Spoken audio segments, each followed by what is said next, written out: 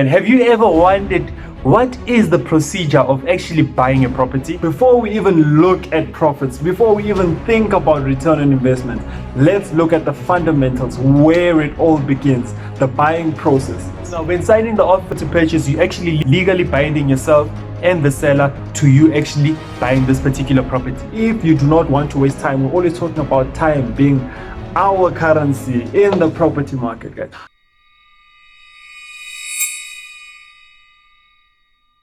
Hello everybody. Hello to everyone. You're tuned into Nong. I'm Lebu and my name is Nong. Yes man, have you ever wondered what is the procedure of actually buying a property? Before we even look at profits, before we even think about return on investment, let's look at the fundamentals, where it all begins, the buying processes. Before we even talk about that, man, for our first time viewers, we'd like to thank you, and for those who have actually subscribed, thank you so much. So if you've not subscribed, please make sure that you do subscribe after this video, or even now. We'll pause it. Thank you for subscribing. So now, just to give a quick background on what Nong Wealth is, right? When we started Nong Wealth, we were like, how are we going to disrupt the market? What is going to be that element that's going to make us stick out? And we knew that we should actually start a YouTube channel whereby we're going to give valuable information that is vertical and deep, and that can be used by you today. I mean, we're always talking about the 3 pillars of Nong Wealth, right? The 3 pillars of Nong Wealth. Credit goes to Neo. He's the one that actually came up with this, guys. So when you see him around, make sure, right? He's the one that talks about the 3 values, right? The 3 values, which is the VIR. VIR actually stands for the value, the implementation, and the result. I mean, we further asked ourselves, man, how can we increase the volume? How can we actually put an impact towards this? And then we were like, you know what? Let's start a social media page whereby we will not only share valuable information, however, interact with you as our clients.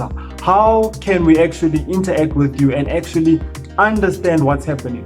Because now you're not just going to be receiving the information, we will be giving you the opportunity so that we can engage on a robust approach about this information.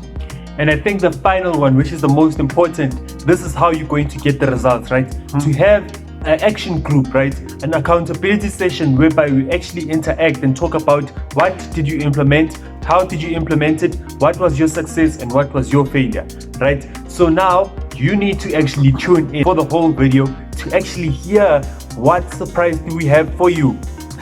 So now, going into the topic for today, right? We said, what is the process of actually buying a house? The ones that we're going to actually talk to you about, right, is the ones whereby you have full control over what's going on, right? The others you don't really have full control, therefore we didn't actually go into it, right? So now let's talk about it now. What do you think is the first thing before you ever actually do anything?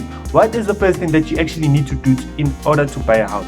Getting a bond originator on your side. I mean, as a property investor, what we're always looking for is maximizing our profit in a legal manner, in a manner whereby you will not be hurting the other party. So once you get a bond originator, I think this is what we did. The first thing that we did, we looked for a bond originator, and then the lady helped us so much, because what a bond originator does, for those that don't know, is that a bond originator helps you apply to the various banking facilities for that home loan that you want. So what she did for us, she applied for us, and I was like, okay guys, these are the top 3 or these are the top 4, and then I'm thinking that we should go for this one because this particular bank institution is offering lower interest rates.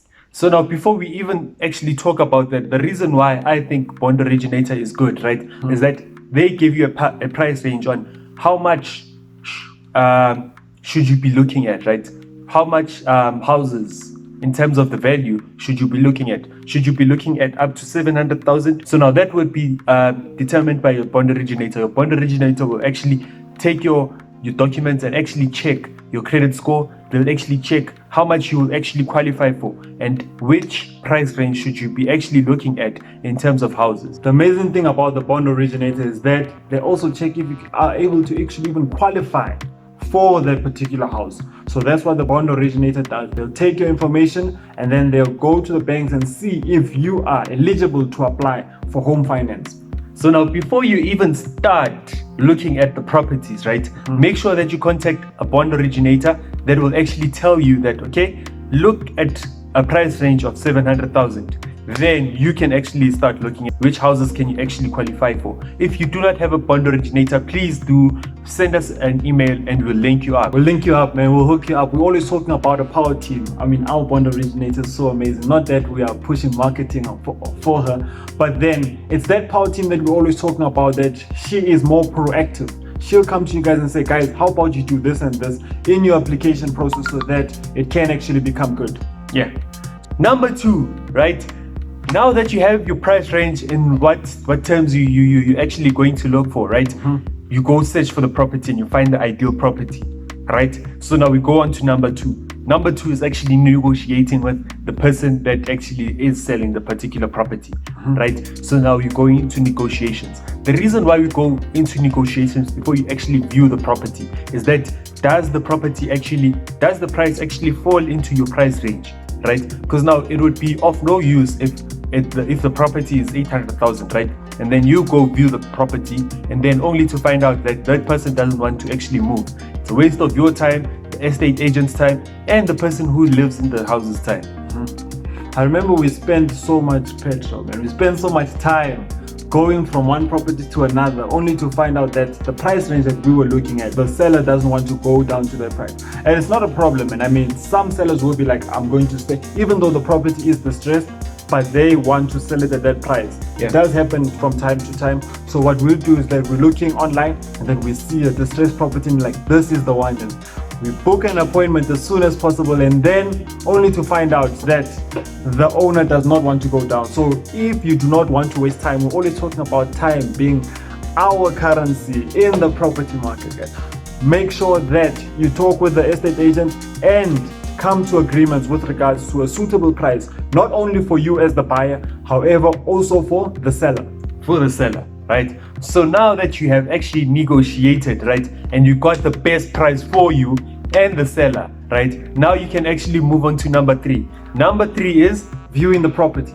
As viewing the property is very important. I can see during these times there's actually virtual viewing. But now you do not want to find yourself in a situation whereby you already signed the offer to purchase and you already wired the money, only to find out that what you saw virtually or what you saw on the pictures is not what you're actually seeing in real life. because now sometimes what can happen, right, is that I move into my lofty apartment, right? After that, I just take pictures, and then I trash the house, right? After trashing the house, then I actually send the pictures that I actually took in before I actually moved in. Only to find out that once you have signed the offer to purchase and you are ready to go with the transaction, when you go into the property, you don't see the minor defects that are in the particular property. So make sure that before you even sign the offer to purchase, right, you actually go and view the property. I mean, I see this also with, if I can just put a practical example with me, when I'm taking my picture, when I take pictures for Instagram, I already know that if I'm smiling to this side and I position this thing this side, I know that the pictures will be better than if I'm taking it this way. So guys, do not find yourself in that situation whereby you bought a property and you did not see all the specs, because now this will actually come back to you on a later stage. And as property investors, you want to know everything about the properties, the bad side and also the good side. So now we move on to number 4. Number 4 is the OTP, right? What is OTP? OTP, it's the offer to purchase, right? So now when signing the offer to purchase, you actually legally binding yourself and the seller to you actually buying this particular property. So now I remember in step number 3, when we talked about viewing the property, right? We said that you need to, you don't have to sign the offer to purchase before you actually view the property. But now in this time of quarantine, right? We all know that sometimes it does actually, you go for a viewing virtually, right? But now what you can actually do with your estate agent, what you can do is to sign the offer to purchase subject to viewing. Right? Subject to viewing. So now what does that mean is, it means that the offer to purchase does stand, right? But now until you actually go and view the property, that's when it will take into effect, right? That, okay, now I'm happy with this property, we can move on, right? If he's not happy after actually viewing the property, you can still hold up back and say, hey man, I'm okay with this property, right? I don't want to buy in this property. So remember, if you actually viewing properties right now virtually, remember to sign an offer to purchase subject to viewing the property. I like what you just mentioned right now, because now we're actually advising people on how to move a pro way instead of making an amateur move whereby you just want to sign as quick as possible, then see it after. So now another way that you can also do it is that a pro tip is that once you view, let's say this is everything has gone back into normal, and then you go to a property, you view it, and then you're happy with it, the numbers actually make sense. You can also ask in terms of what is the condition with regards to if I'm coming with my guys to evaluate to see the defects. You can sign a you can sign an OTP subject to that. So this will be you negotiating with your estate agent that you are interested in this property and you're serious about it, just that you want to call your guys as soon as possible to come and see the defects that are there, because we do not want to find yourself in a situation whereby you were like, okay, it's just cosmetics, only to find out after the whole process that there were major defects that you didn't consider when you were running your numbers. So now the key player on the OTP, right, would be your conveyancer, the lawyer that's actually going to draft this whole contract down, right? Remember to always consult your conveyancer in terms of what should I actually write in that particular document. You don't just wake up one day and decide to actually type in an OTP, right? Make sure that your conveyancer has actually typed it for you and they have actually put in the proper procedures that you or the seller need to actually follow in terms of the OTP. So as a pro property investor, you're not just receiving all the information they're giving you with regards to OTP, but rather you are proactive in terms of understanding the OTP and in terms of you bringing your inputs. How about I actually make this, as we did talk about the different scenarios whereby you'd like people to evaluate it or you'd like to see it, then only it can go through. Because I also know another thing whereby offer to purchase, one of the investors signed an offer to purchase, however, because they took time to actually put the deposit down, somebody took it, but they were shocked to it. How did this happen? But now if you do read the terms and conditions and you're proactive towards the OTP, you'll understand it better. So now if this all makes sense, right, just comment down below, write down pro. That's all that you need to do, right? Just write down pro and we know that it makes sense to you, right? So now number 5, paying attorneys. I remember buying our first property. We're like, okay, the attorney called. So the transfers attorneys called and they were like, hey guys, you need to pay this amount. I did not want to disclose that, man. Don't. They were like, okay guys, pay this amount for this property. And then we're like, okay, wow, it's actually less than amount that when we were running the numbers. And we were thinking that, yes, man, we're always working on the worst case scenario. Now we paid 50%, right? Only to find out that we only dealt with our transfer attorneys. How to simplify this is that when we're dealing with our transfers attorney, as the word says, it's transfers. They're transferring the name from the previous owner to you. And then the bond attorneys is if you're applying for finances, these are the attorneys that we will be paying. So how do we explain this to, I remember explaining this to one of the people in our network, explaining more to them about this topic, is that with a cash payment, if you're paying cash, you'll pay less of transfer cost. If we should say transfer cost as a whole to package this, you'll be paying less. So the question was, how come? Because we do not just give information, we go deep into it to make sure that you actually understand what's happening.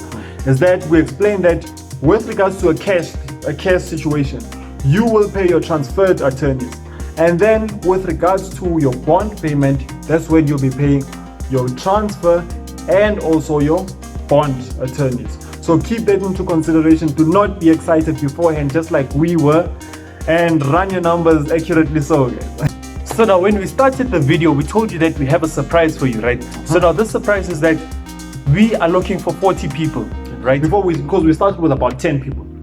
And then we've been spending time with them in terms of our social media, giving them this information, creating a cause just for them to deal with the basics, to deal with the fundamentals of property investing. So we were like, man, we always talk about value, we're talking about value. How can we amplify this value? and to actually push on the accountability side, right? Because now we're always looking at transformation rather than only just giving information, right? We want to see transformation, right, for you. So now we are looking for 40 people that can actually join this particular group, right? It's a Facebook group. We'll be dealing with video calls. We'll be interacting via video calls and actually talking to everyone, right? So now, if you are interested, right, please click on the link below, right? The link below, just scroll down, the link below. It's a link that will send you to our Facebook group, right? Join the Facebook group and we will actually take it from there. Value, value, value. Thanks for tuning in. Remember, VIR, value, implementation, results. Please do subscribe. Nong, Signing out.